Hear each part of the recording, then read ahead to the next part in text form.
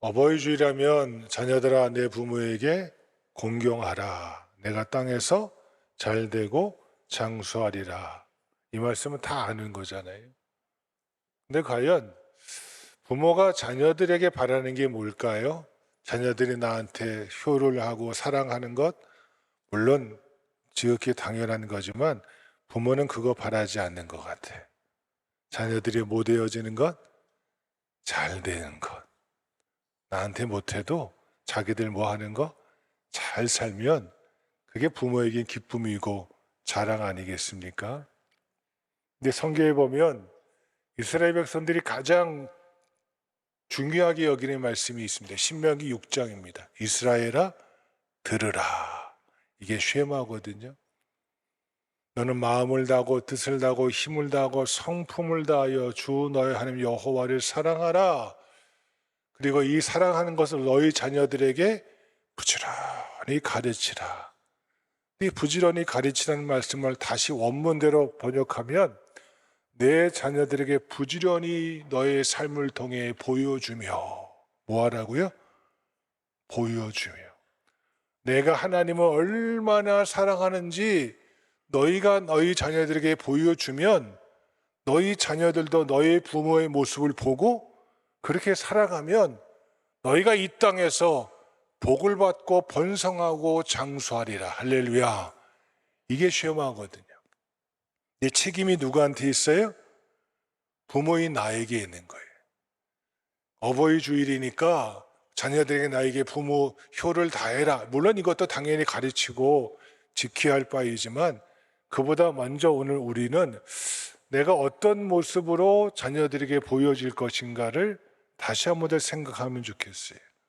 오늘 본문에 보면 하나님께서 인물 낳는 가정이 있습니다. 하나님께서 그런 인물을 주시는 가정이 있습니다. 오늘 특별히 예수님께서 여자가 낳은 자 중에 가장 큰 자가 누구라고요? 세례 요한이라고. 요한만큼 큰 자가 없다고 말씀하셨어요. 근데 도대체 요한은 어떤 가정에 태어나게 됐는가? 아, 이런 가정이니까 하나님께서 이런 아들을 주셨구나. 이런 자녀를 주셨구나. 우리 가정의 자녀들이 잘 되어지기를 주의 이름으로 축원합니다. 그러려면 우리가 이 사가랴와 엘리사벳처럼 하나님 앞에 이런 모습으로 인정받고 축복받는 가정이 되어지면 자녀들도 내 사랑하는 부모의 모습을 보고 뭐가 되어져? 나도 그런 축복을 받는 자녀로 키움받고 양육되어지는 그런 인물나는 평강성도의 가정 다 되어지기를 간절히 주의 이름으로 축원합니다. 그럼 어떤 가정이 인물나겠습니까? 첫 번째 따라 하실까요? 사랑에 충만한 가정에서 인물이 납니다. 종종 매스컴을 보면 정말 인고 부부가 나와요. 그러면서 하는 말, 우리는 평생 부부싸움 했어요? 안 했어요? 네? 매스컴에서 안 했어요 그러잖아요. 그러면 입술에 침이나 좀 바르고 거짓말하지. 아니 부부싸움 안 하는 사람이 어디 있어요, 그렇죠? 예? 부부싸움 안 하십니까? 왜 안 하는 사람처럼 새침 떼고 계세요? 저도 합니다. 부부싸움 많이 합니다. 근데 중요한 건 부부싸움 하는 건 뭐예요? 의견이 다르니까, 생각이 다르니까 생각을 맞춰온 가정 속에 뭐가 있어요? 다툼이 일어나는 건 당연한 거예요. 다툼이 없이 어떻게 부부가 하나가 되어져요. 근데 그 부부싸움 할 때 싸움하고 나서 뭐로 풀어야 돼요?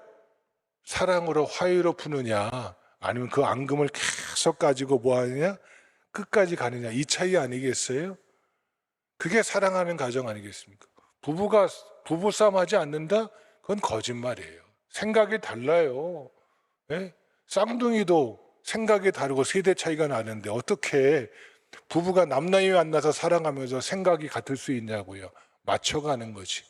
맞춰가는데 뭐를 초점으로 어떻게 하면 하나님이 기뻐하실까?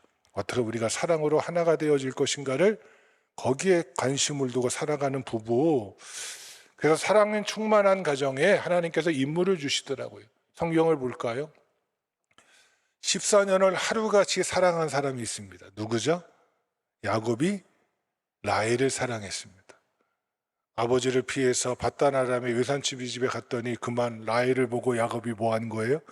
첫눈에 반한 거예요. 이야, 이런 처자가 있었다니. 그 당시에 중동 집안은 친척 간에 결혼했으니까 그 외삼촌 라반이 자기 딸을 주는 거예요. 그런데 결혼했더니 그날 밤에 누가 들어온 거예요? 큰딸 레아가 들어온 거예요. 그 다음에 아침에 일어나서 따지는 거죠. 아니, 외삼촌, 아니, 장인어른 이럴 수 있습니까?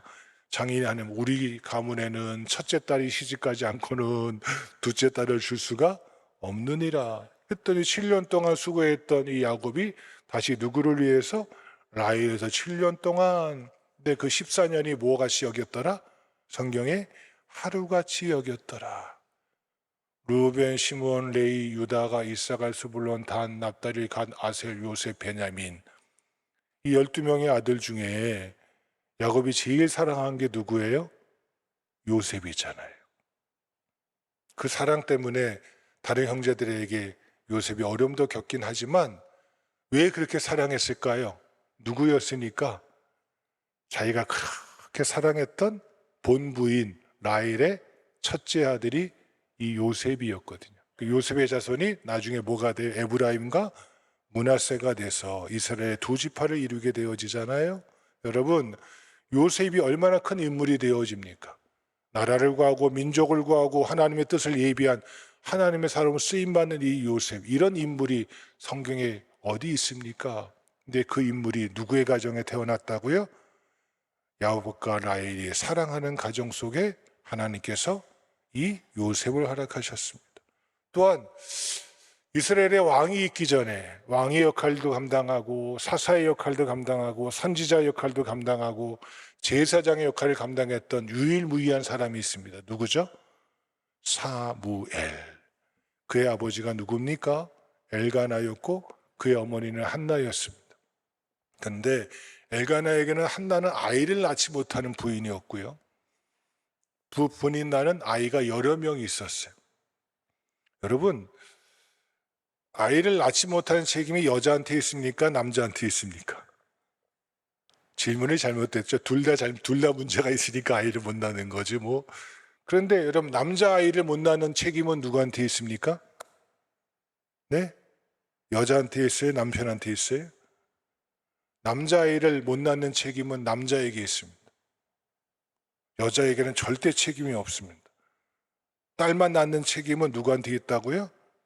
남자의 염색체가 결정하기 때문에, 예, 그것은 남자에게 있는 것이지 여자에게 있는 게 아닙니다. 그러니까 무지하니까 뭐 한 거예요? 조선시대 때 아들을 못 낳은 며느리들이 그렇게 구박을 당한 거예요. 책임은 누구한테 있는데, 자기 며느리에게 있지 않고 누구한테 있는데 아들한테 문제가 있는 것도 모르고. 참 세상이 그래요. 그런데 여러분, 이 아들 하나 딸 하나도 없는 이 분인나 대신 이 한나를 여러분 엘가나가 어떻게 살아있다고요? 한나가 자식이 없었으나 사랑하기를 갑절이나 더 사랑하였더라. 할렐루야. 무엇이나요? 갑절이나. 그랬더니 그 가정에 누굴 주셔요? 하나님께서 예비하신 사무엘을 주시잖아요. 사랑하는 그 부부에게 하나님께서 사무엘을 주셨습니다. 또한 여러분 어떻습니까? 물론 문제가 있었습니다. 아픔도 있었고 죄악도 있었고 잘못도 있었지만 그렇게도 다윗이 누구를 사랑했어요? 밧세바를 사랑했어요. 그랬더니 그 사랑하는 사이에 누굴 주셨습니다? 솔로몬을 허락하시지 않았습니까? 여러분 성경에 보니까요, 그렇게 요셉 같은 인물, 사무엘과 같은 인물, 솔로몬같이 지혜로운 왕 모두가 다 그 부모에 뭐가 있었어요? 미워하는 가정, 미움이 싹트는 가정에는 하나님께서 절대 그런 인물을 허락하지 않으셨더라고요. 그러니까 뭐 하는 가정에, 사랑이 충만한 가정에, 사랑이 충만한 부부에 하나님 이런 인물들을 허락하신 역사를 우리는 성경을 통해서 너무나도 잘 알고 있습니다. 오늘 본문을 보면 사가랴와 엘리사벳이 나이가 많았습니다. 근데 그들의 이름, 삶을 하나님이 인정하십니다. 다 함께 6절 말씀 시작. 이 두 사람이 하나님 앞에 의인이니 주의 모든 계명과 규례대로 흠이 없이 행하더라. 엘리사벳이 잉태를 못함으로 그들에게 자식이 없고 두 사람이 나이가 많더라. 아멘. 두 사람이 아이가 없고 나이가 많았지만 이 두 사람은 하나님 앞에서 의인이요 모든 계명과 규례대로 흠이 없이 행하더라. 이것이 무엇입니까? 하나님 사랑하기를 끝없이 사랑하고 부부간의 사랑이 끝없이 넘쳤더라. 이 말을 좀 의롭게 표현하는 거 아니고 무엇이겠습니까? 이렇게 사랑이 충만한 가정, 사랑이 가득한 가정에 하나님께서 누굴 주십니다? 바로 세례 요한을 허락하신 사실을 잊지 마십시오. 우리 평강성도의 가정, 우리 부부들이 정말 사랑이 충만해서 그 모습 보며 자란 여러분의 자녀들이 하나님의 교회, 하나님의 나라에, 하나님 역사에 아름답고 귀하게 쓰임받는 인물 되어지는 역사가 있는 사랑이 충만한 가정, 사랑이 충만한 부부가 되어지기를 간절히 주의 이름으로 축원합니다. 두 번째 따라 하시겠습니다. 기도 많이 하는 가정에서 인물이 납니다. 예수님께서 하루는 베드로와 야고보와 요한을 데리시고 변화산에 오르셨습니다.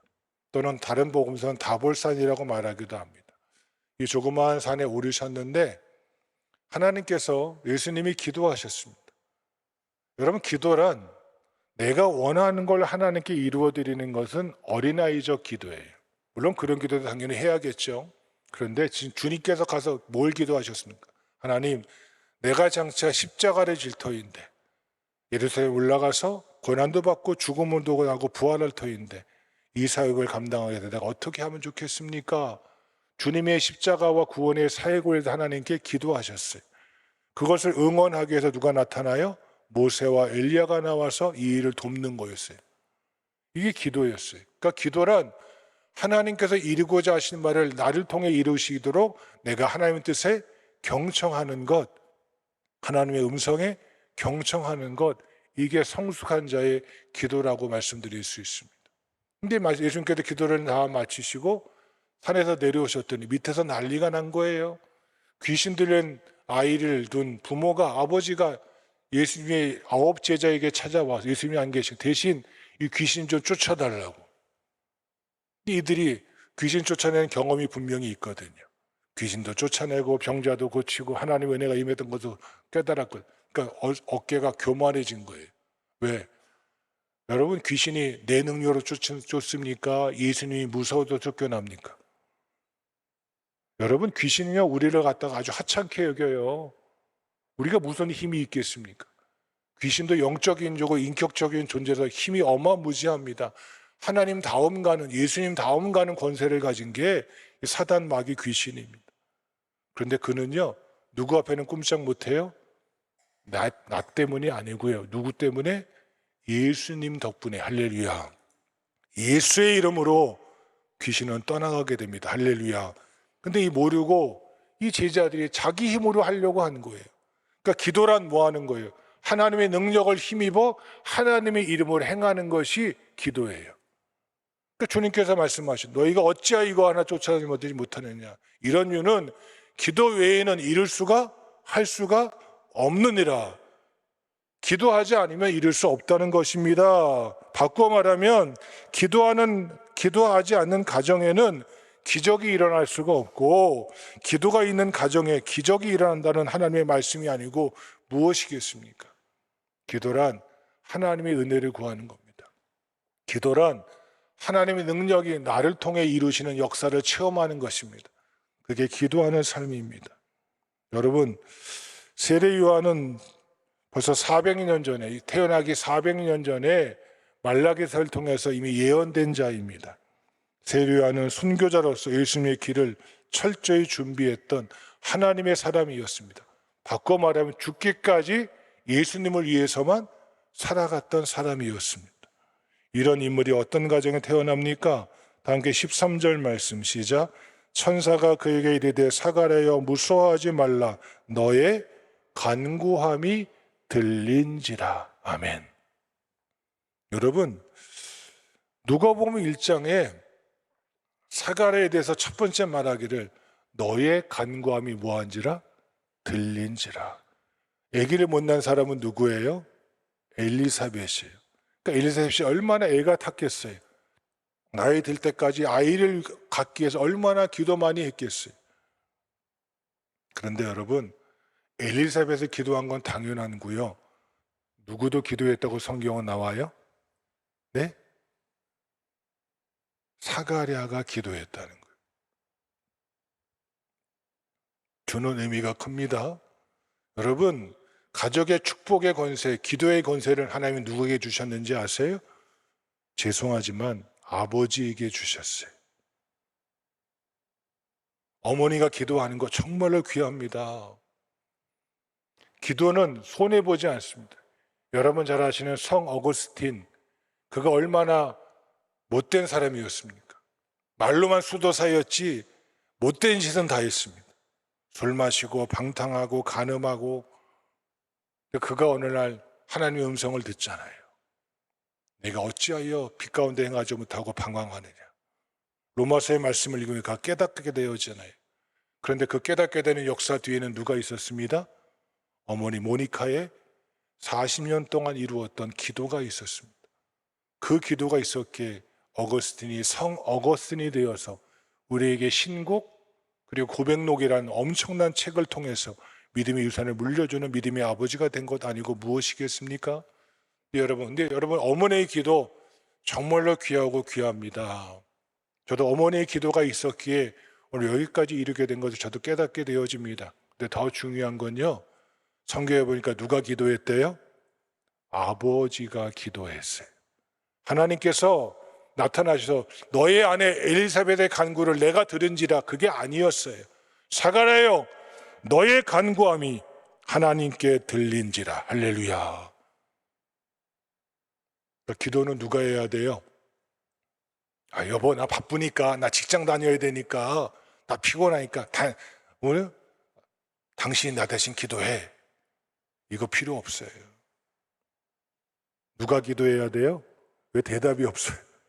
누가 기도하셔야 돼요? 아버지가 기도해야 돼요. 성경 그렇게 나와요. 남자들이여 남편들이여 손을 들어 기도하라. 너의 거룩함이 드러나리라. 기도는요 먼저 아버지가 해야 돼요. 우리 평강교회 아버지들이 새벽기도 나오기를 소망합니다. 왜 아멘 안 하세요? 아버지들이 새벽기도 나오길 소망합니다. 아버지들이 찬양예배 나오세요. 아버지들 좀 수예배 좀 나오세요. 왜 그게 어머니들, 아내들, 여자들이만 드리는 예배예요? 천국 갈 때 하나님 저 바빠가지고요 기도 못했으니까 저 대신 제 아내의 기도, 제 아내의 예배 받아주세요. 그게 핑계 대실래요? 천만의 말씀. 오늘 본문에 보세요. 기도하는 가정이 하나님께서 인물 주시는데 누가 기도했다고요? 엘리사벳은 기도한 건 당연한 거고요. 누가 기도했어요? 사가랴여 너의 간구함이 들린지라. 우리 평강성도가 이렇게 기도하는 부부로서 인물 나는 가정 되어지기를 주의 이름으로 축원합니다. 세 번째 따라합시다. 은혜가 충만한 가정에 인물이 납니다. 하나님의 천사 가브리엘이 예수의 모친이 되어지는 마리아를 찾아갑니다. 그에게 나타나서 예수님의 수태 예고를 합니다. 다 함께 28절 말씀 보실까요? 시작. 그에게 들어가 이르되 은혜를 받은 자여 평안할지어다 주께서 너와 함께 하시도다 하니라. 아멘. 아니 천사가 마리아에게 와서 하는 첫 수태 예고를 하면서 첫 번째 내뱉은 인사가 뭐예요? 은혜를 받은 자요. 이게 도대체 무슨 말일까요? 은혜란 다른 말로 하면 하나님이 기뻐하시는 자요라는 거예요. 이게 도대체 무슨 말이에요? 더 깊게 풀이하면 하나님이 기뻐하시는 대로 행할 줄 아는 여자요, 그 말이에요. 은혜 받았다는 게 뭡니까?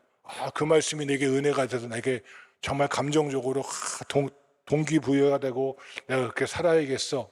그런데 여러분 하나님의 말씀을 읽다가 하고요 이렇게 살아야 될 건 알지만 이게 부담되는 거 있잖아요. 하나님 알아요. 사랑하는지 알겠지만 내 감정이 용납이 안 돼요. 하나님 헌신해야 될 줄 알지만 제게 주어진 상황이 여의치 않아요. 하나님, 제가 좀 감정이 좀 가라앉고 제 상황이 여의 좀 좋아져서 때가 되면 하나님 이루어 드릴게요. 이게 은혜 받은 겁니까? 그건 은혜 받은 거 아니에요. 왜? 내가 기뻐해야지만, 내가 할 수 있어야지만 한다고 고백하는 거니까. 근데 여러분 생각해 보세요.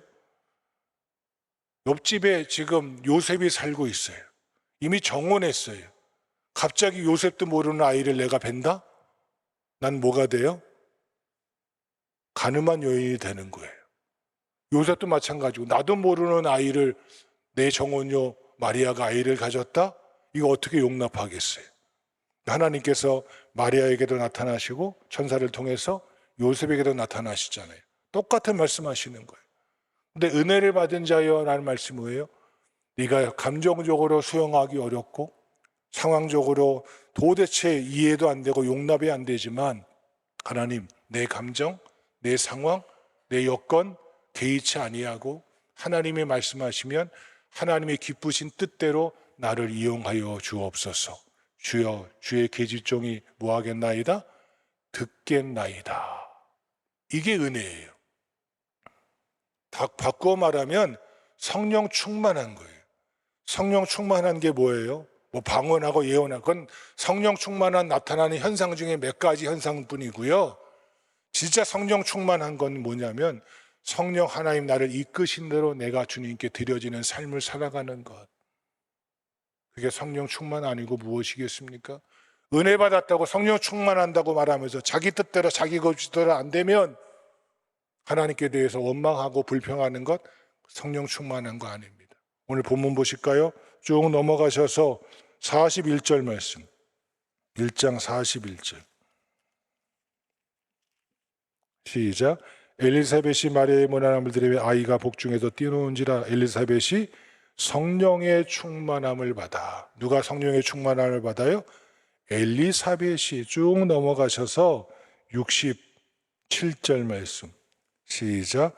그 붙인 사가랴가 성령의 충만함을 받아 예언하여 이르되. 할렐루야. 엘리사벳도 뭐에 충만하여? 성령이 충만하여. 사가랴도 뭐하여? 성령이 충만하여. 얼마나 복돼요? 두 사람이 다 뭐에 이끌려? 성령에 이끌려 살아가는 그 사람이었기에. 하나님, 내 나이가 몇인데 이제 늙어서 아이를 가지면 이게 무슨 주택입니까? 라고 그런 말 하지도 않아요. 성령 충만하여 성령이 허락하시는 대로 쓰임받는 삶을 살아가는 사가랴와 엘리사벳의 가정에 하나님께서 누굴 주십니다? 이 세례 요한도 허락하셨습니다. 바라고 원하기는 우리 평강 성도들이 이런 가정 되기를 소망합니다. 사랑이 충만하고 기도가 충만하고 성령이 충만한 가정 되어서 하나님 기뻐하시는 인물 나는 가정 되어지기를 간절히 주의 이름으로 소망합니다.